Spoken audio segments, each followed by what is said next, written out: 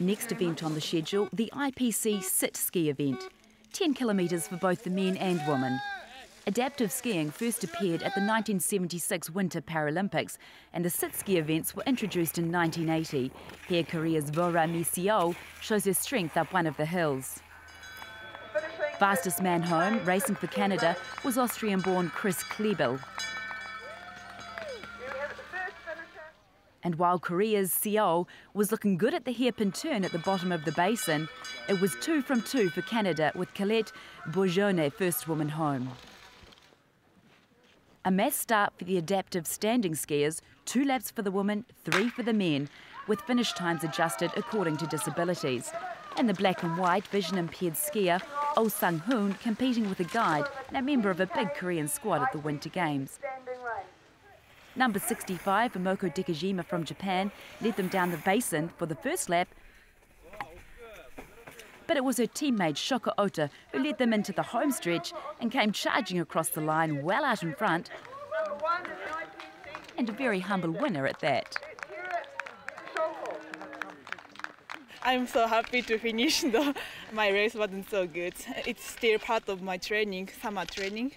But it's a beautiful day for racing, huh? Yeah, it is so beautiful, no wind, and snow is so good, and so many spectators watching us. So I appreciate for the competitions. And it was a great day out for Japan, with Yoshihiro Nita winning the men's category. Well, final preparations before the 15-kilometre classic FIS men's race.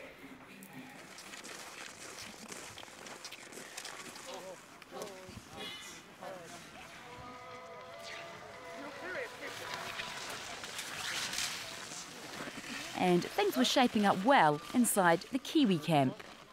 Well, so far so good. Beautiful weather, obviously it makes waxing job a little bit easier, which is also always a little bit of a game. But so far so good. They're all excited.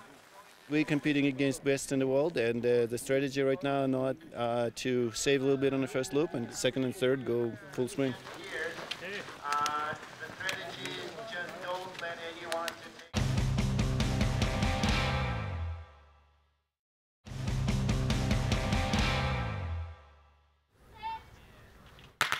And as always, a frantic pace out of the blocks, battling for the front spots before the trail narrows from 5 down to just 2 tracks.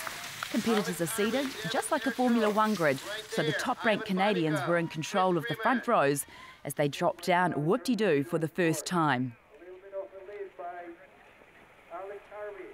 But the Americans were keeping them in close range, with the Russians opting to sit out the classic race, focusing instead on tomorrow's sprint events. The 2 North American teams were expected to be the race makers. Also in the field, a strong contingency from Japan and Korea.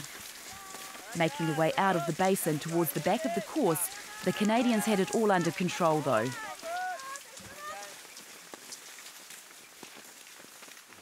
Keeping a good steady pace, the field was strung out early on.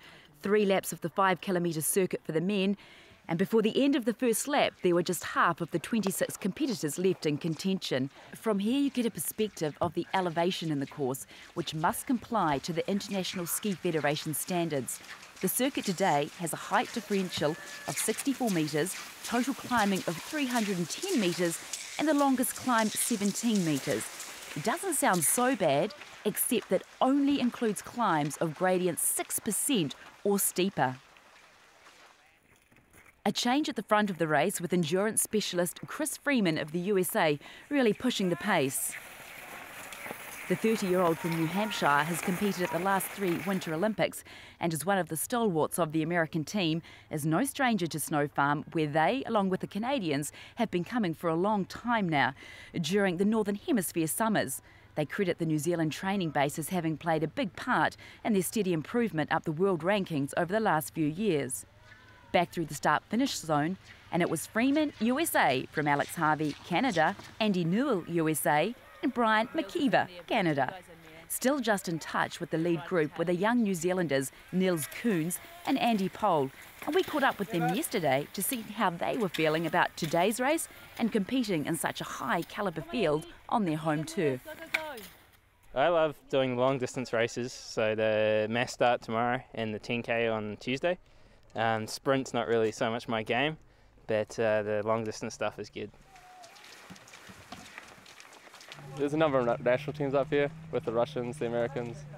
I mean, all those guys. You know, the US guys, I think will be pretty tough, and the same with the Canadians. I mean, we learn a lot from these guys, and they love skiing on our snow, and we just can learn so much from seeing them ski, seeing them recover, and all of that sort of thing. So it's fantastic to have them. Meanwhile, on the course, the front group made its way toward the end of the second lap. It was still all about the black lycra of the USA and the red and white of Canada.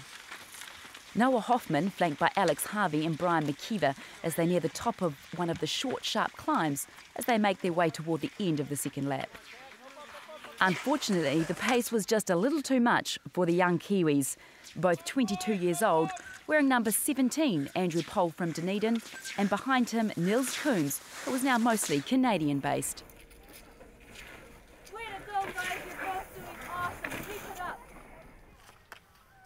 Double poling down the gentle run toward the finish line, this time it was 32-year-old Brian McKeever leading them through. Visually impaired McKeever competed for Canada at the 2002 and 2006 Winter Paralympics, winning 4 gold medals. And last year, in 2010, he became the first Canadian athlete to be named in both Paralympic and Olympic teams. So with 1 lap to go, it was McKeever, from his teammate and top-ranked Devon Kershaw, back to Chris Freeman and Andy Newell. Some respite and a breather down whoop-de-doo for the last time and into the basin of the Snow Farm Stadium. It's the leading bunch of the 15K race heading off down the hill now for their final Perfect conditions for cross-country skiing, air temperature at -2 degrees, snow at -4, and snow conditions packed. With just under a lap to race, neither Freeman, number 4, or McKeever, number 8, were willing to let the pace slacken as they led the front group out of the stadium with plenty of support from the spectators.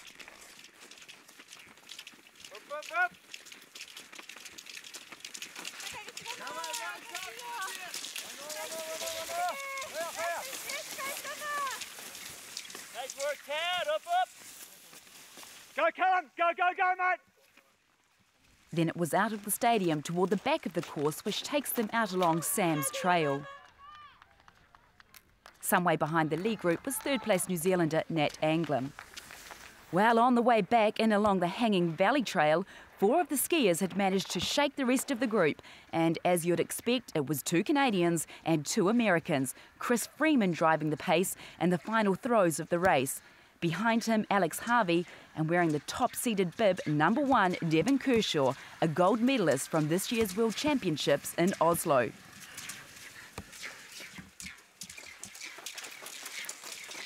Go!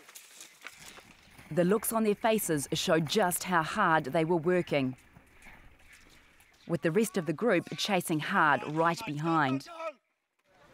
It was Freeman first over the top of the last hill and onto the final downhill run to the finish line. Into his aerotuck, and the distance he had opened up on his well-timed assault gave him enough advantage to swing onto the home straight, still out in front. It looked like a race might be on for second and third, but Andy Newell had too much speed and held off Alex Harvey, the pre-race favourite Devon Kershaw, having to settle for 4th. It was a fun race today. I mean, this is classic snow farm skiing up here. I mean, it's a beautiful day, nice hard tracks. So I knew it was going to be a fun race, and I also thought it would be a tactical race, and that's exactly what it was. We really just hung together in a pack for almost the entire way with about 2 kilometers to go, which was my plan all along. I threw down, went as hard as I could, and it was the exact same strategy I used last year, only this year I was able to hold it to the finish. It was a fun race, really fast conditions, which is good for me. I'm kind of better at the shorter ones, so the fast conditions helped me out today, and really fast finish, which was fun, so I was able to just kind of pass them right at the end.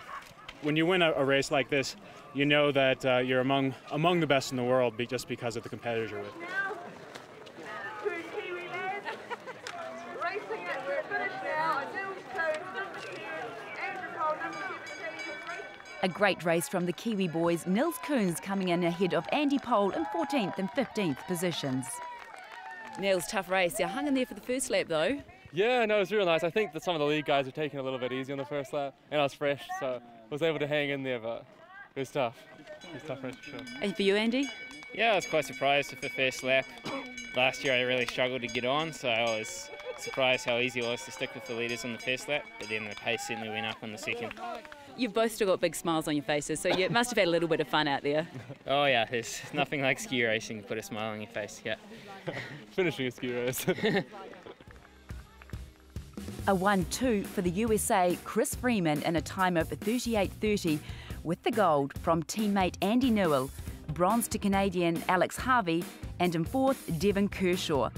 Then it was another 17 seconds back to Len Vallier.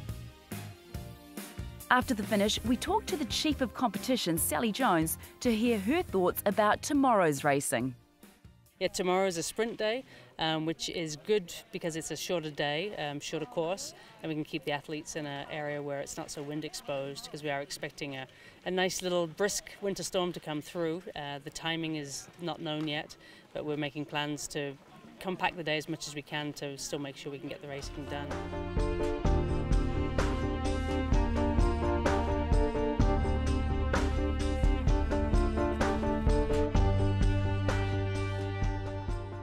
Well, that concludes today's racing from Snow Farm. Coming up next time, we have the sprint, and a little later on, the freestyle.